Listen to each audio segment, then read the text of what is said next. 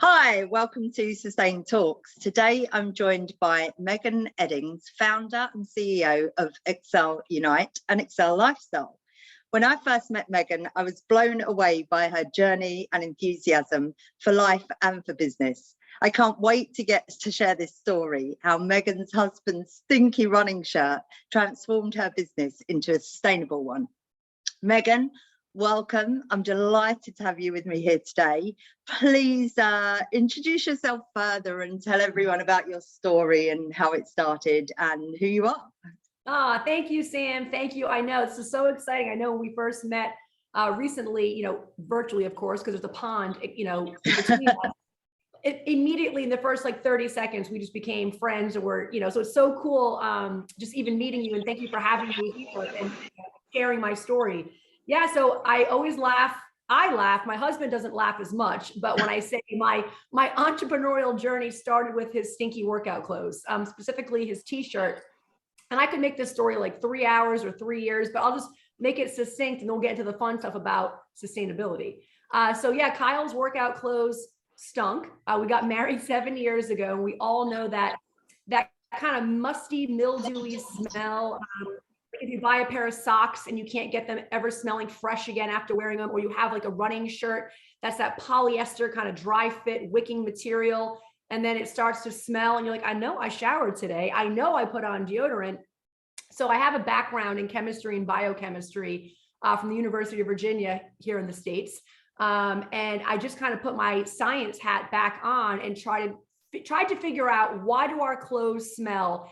And how can I develop something that feels really good against the skin and doesn't stink? So that was my first point. And then it switched and went a little bit further. So what happened? It sure did. So I was basically obsessed with creating a fabric that doesn't stink. However, as we all know, when you're on Google or YouTube or whatever, you kind of get sucked in. You'll type one thing in, and 2 hours later, you're in the dark web learning about things you even know existed. That's pretty much what happened to me.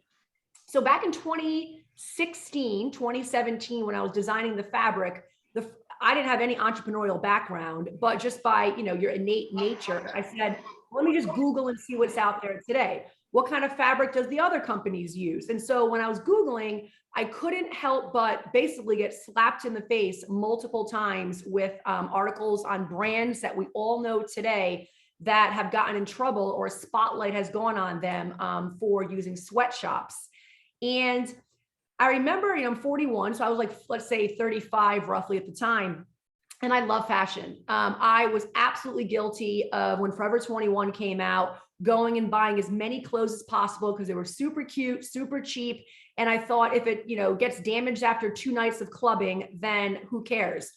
My mind has completely done a 180, because in thinking back to those days and then reading articles and then getting really just as obsessed with how our clothes are made as much as the fabric I was trying to design, it became extremely important to me. Yes, the fabric I'm going to design and invent, but even, I would say, just as equally as important, if not more, is that I had to put my head on the pillow every night and know that every decision I made to develop this fabric and develop this apparel had humanity and the environment at the forefront. There was this podcast I saw, and I tell everybody, it's called The True Cost on Netflix. And I still remember it from 5 years ago. Anyone who joins my team, that's one of their homework assignments. They have to watch it. And it was just all about just sweatshops making our clothes, dyeing the fabric, and the chemicals kind of leaking into the surrounding area, and the local people that live there basically getting negatively affected. So it was super important to me to have everything with humanity and the environment at the forefront of our creation. Yeah, that fast fashion business, it's really, it's been in the news here recently with a couple of people that have really got big backgrounds in fast fashion, and now they're moving into sustainability, and they're and someone called someone out recently, and I was like, good for you calling them out, looking at these businesses, and they're like, hey, we're all about the environment now. you're like, hang on a second, you're fast fashion, you're using sweatshops, you wouldn't be able to get it at the prices if you weren't. So you did something different, right? Yeah, I did a couple things. So in order for me to make sure literally that no sweatshops were used and that every partner that I used, those that make my fabric, those that make my apparel, at the time I was a company of one. So the only way to do that was basically have everything sourced and made in the United States because I live here. I live in Texas.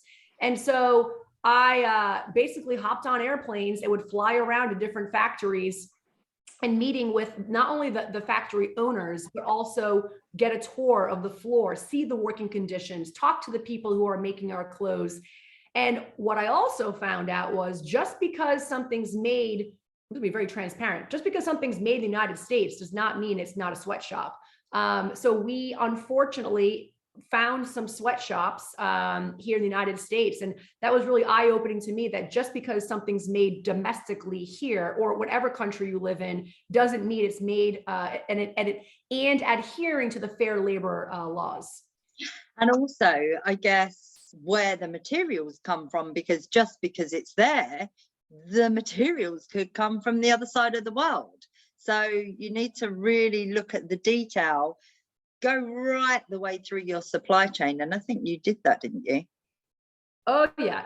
Even our raw materials, our fibers are actually sourced and made here in the States in non-sweatshops. That was really important to us because you're exactly right.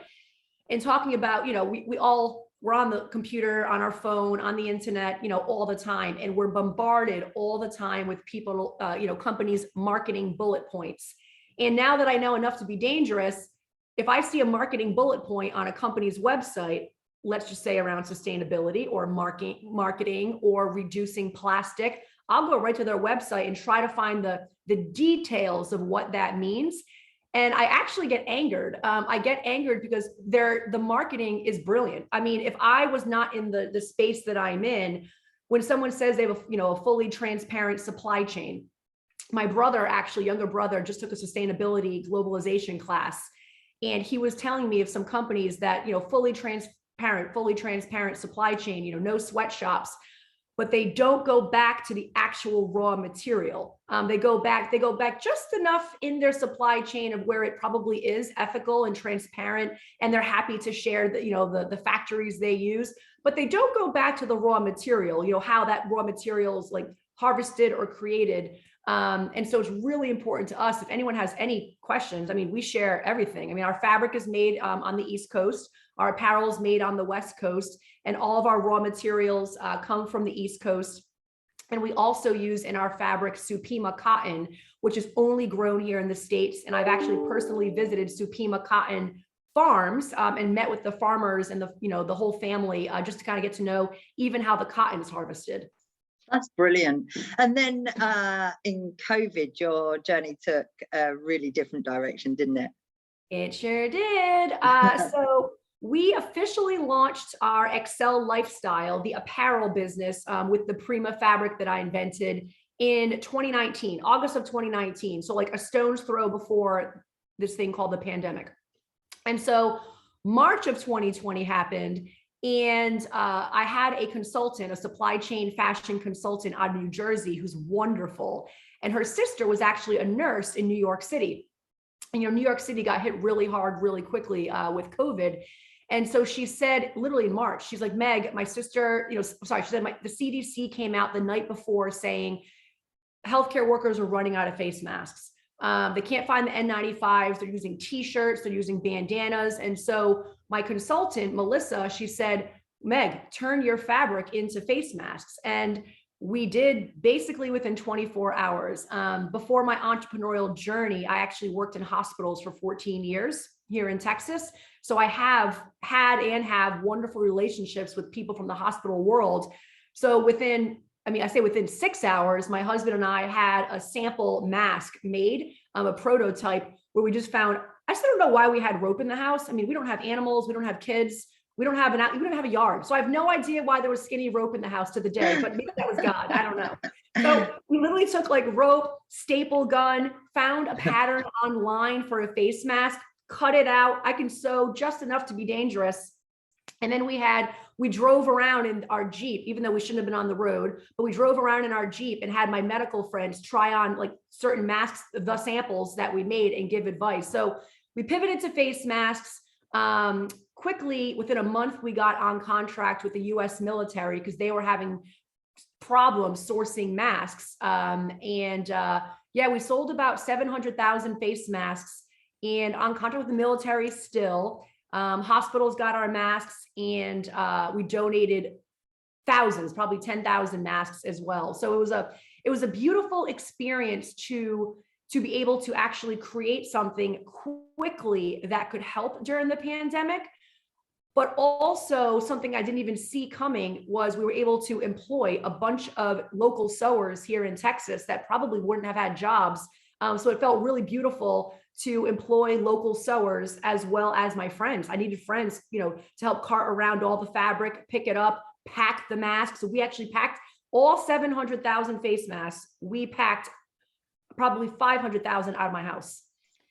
Wow, that honestly, to act that quickly. And I think that's a big thing that now pivoting business, especially with sustainability. But it's really strange when you started telling that story, and you were talking about the beginning and when COVID really hit, it sent shivers through me. Like, I can't believe that was over 2 years ago, and what has happened in the last year, how, we've all been through it, we've all been through the pandemic, and now how the pandemic has helped us to really rethink the way that we run our business, the way that we're more socially responsible, more sustainable, and how we can be better businesses and completely turn our businesses around. 2 years ago, 2.5 years ago, I was doing something really different, although I've been in this field, you too. So it's that sustainable, social, responsible journey that leads you to doing even more so what you're doing with the medical sustainability of products now. Yeah, and it doesn't, it's interesting. Like I mentioned earlier, I used to wear Forever 21 clothes. I don't have any shame in what I used to do. If you go to my closet right now, I don't like to I've just, my clothes in the closet are, some of them probably made in a sweatshop. Absolutely. But I'm not going to throw them away and then contribute to the landfill. So I never say, you have to be perfect at everything you do. But we're all to be mindful to the smallest changes that have such a huge impact that people, just can't even imagine. An example, you touched on it earlier, is, we both kind of touched on it about marketing, that a lot of companies say, I'm going to reduce, I'll just give an example, we'll do 0 plastic shipping by 2030. I've seen this. And it angers me. It takes a lot to get me angry, as you probably can get the vibe, because we've been doing 0 plastic shipping since day one. It was important to us, if we're going to ship out a shirt or a face mask, for Accel Lifestyle, then, I don't want to have plastic there. So how can I be doing the best for humanity and the environment? And I'm wrapping it up in plastic, which will sit in our landfills for like 800 to 1,000 years. So if my team and I can figure it out, then these huge behemoth of companies can easily figure it out. Heck, shoot me a private message. I'll tell you what companies I use for my, my sustainable, biodegradable packaging. That's the thing. Like, there's this whole, and it angers me too. And I get really frustrated when companies are like, we're going to get to net zero by 2050. And I'm like, well, why are you waiting that long? We're going to be in real trouble if we all wait till 2050. And there's other things that, when you think about diversity and inclusion and fair pay and things like that, do it now. Right. Show the salaries of all of your staff. Make sure it is fair. Like, what are you waiting for? That whole sort of, there's so much talk. I put a post out yesterday, I think it was, that companies are making claims that they don't even know how they're going to get there, and the investigations that are going on into those claims, it's like, this is impossible. Why are you making the claims if you haven't put the plan in place? And I get really annoyed by that. Or even like with my science background, this was a big one during the pandemic. Companies making claims from a scientific standpoint. And then I ask them for the third party data. Just show me the third party data. Like, show me where that claim came from. Yeah. And I'm still blown away of how many companies would not give me the third party data. Or one of the companies actually finally admitted they didn't have the data. Yet it was on the homepage of their website, these claims. And I thought, wow. And so, you know, I think the more we talk about it, the more people will be aware, and then people will start asking more questions. Just because you read something on someone's homepage, have the strength and the courage, you know, be inquisitive, ask questions, send them a message, say, you know, send me the details of where this came from. And it's just fast. It's unfortunate that we can't trust what, you know, companies are always putting on their website, but it's so cool that we have platforms like yours and platforms we can actually have these honest conversations and kind of empower other people to ask questions. Yeah, I'm seeing so many more people being brave enough to call companies out, and I call stories out, but not necessarily people. You know, I think give people the opportunity to, you know, if you call someone out and if you call a situation out and then you let everyone think for themselves, they can all see the story, they can all see it's out there, they know what you're referring to. Right.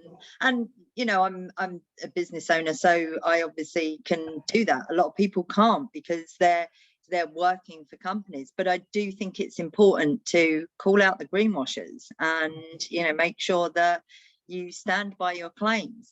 I just want to move a little bit deeper on, because obviously you then moved into more into the medical provisions with the gowns. It just, I was in, you know, hospitals for 14 years, and I say healthcare sucked me back in, but I love it. I mean, I knew in my gut in 2019, or even before then, when I was developing the antibacterial fabric, I knew there were so many usages for it beyond just, you know, workout clothes. And so I mean, just being in the healthcare world, I knew we'd eventually get there.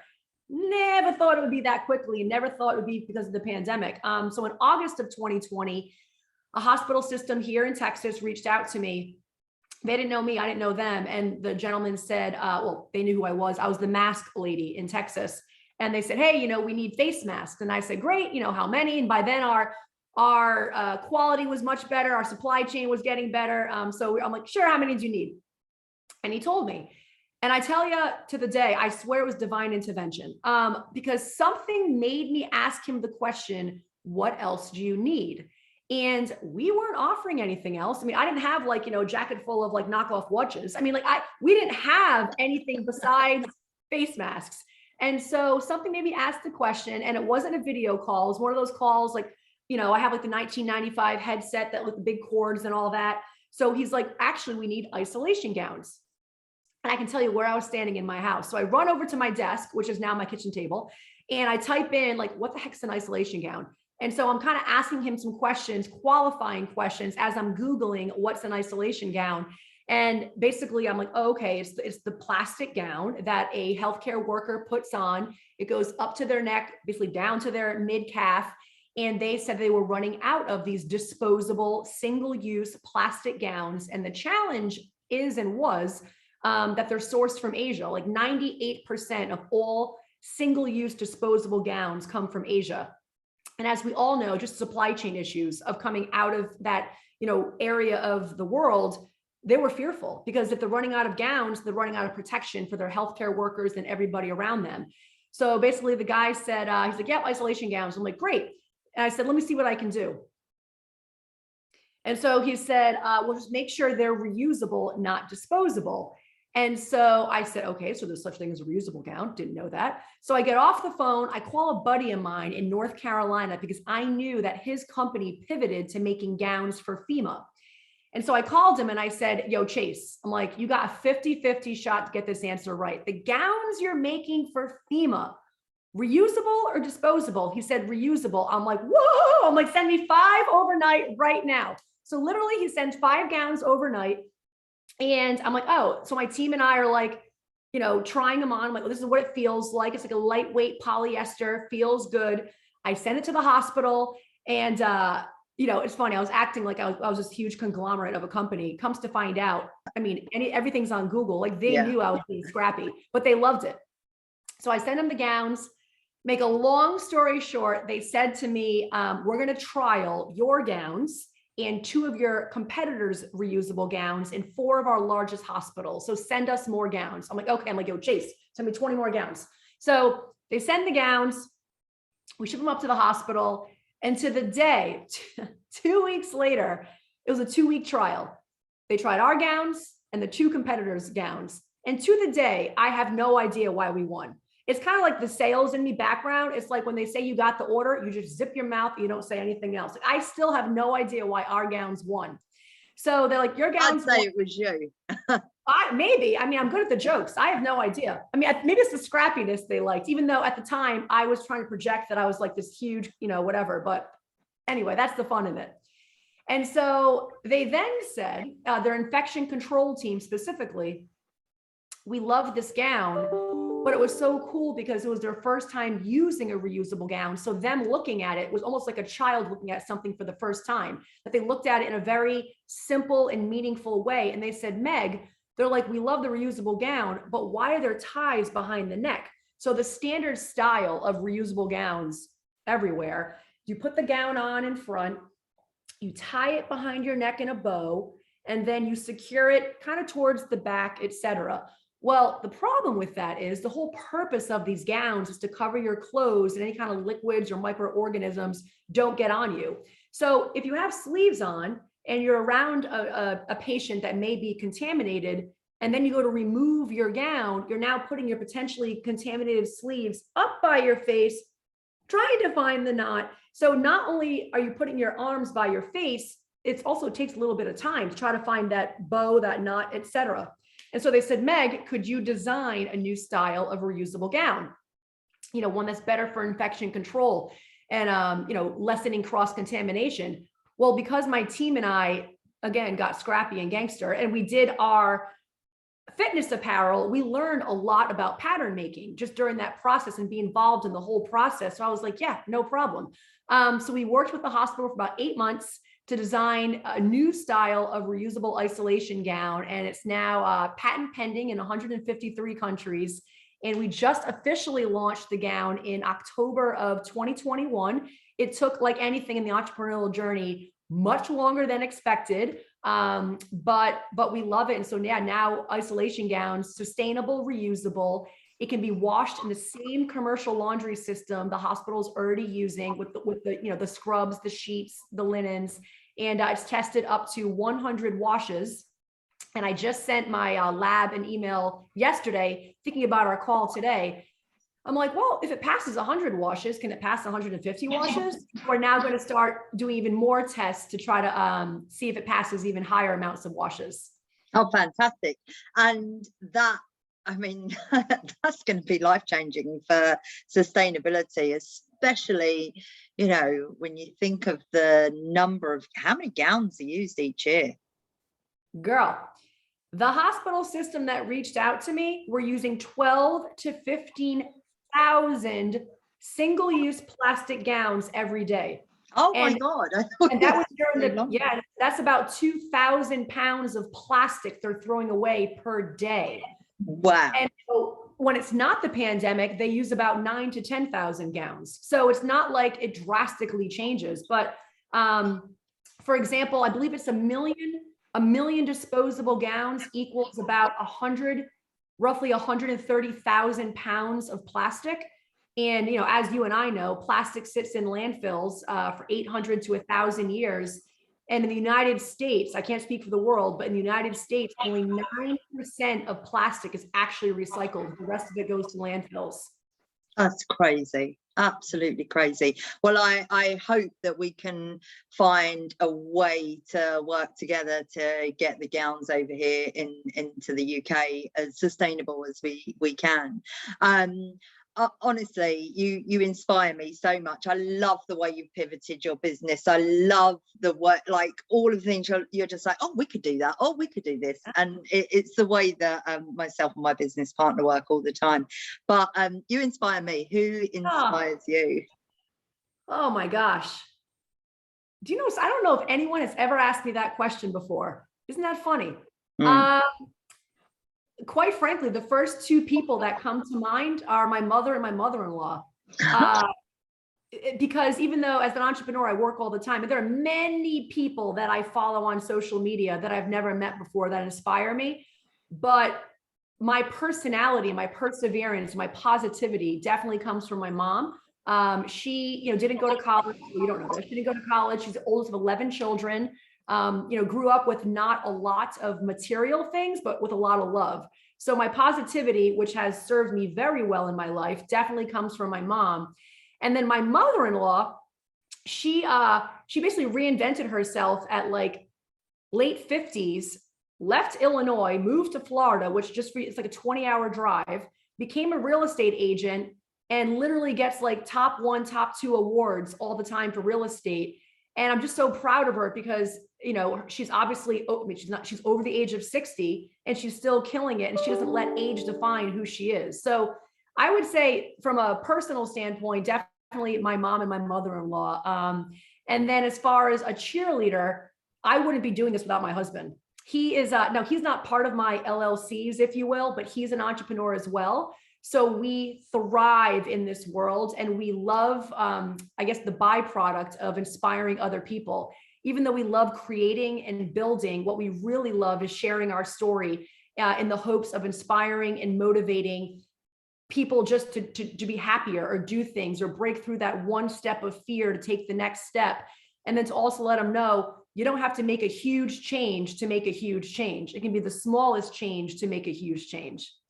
I absolutely love that. And I could just speak to you for hours and hours. I really could. But I'm so thankful to have met you. This crazy world of virtual meetings, it enables people like me and you to meet, and I'm so glad that I get to share your story. And I hope that we can bring Accel Unite into the UK and work together. I really do, because you've got some amazing products and you really are an inspirational. Thank you so much for sharing your story today. Thank you. And I want to take a minute just to thank you. I mean, obviously I met you via Pat Wills, who's on my Accel Unite team. He found you on LinkedIn, how this happened.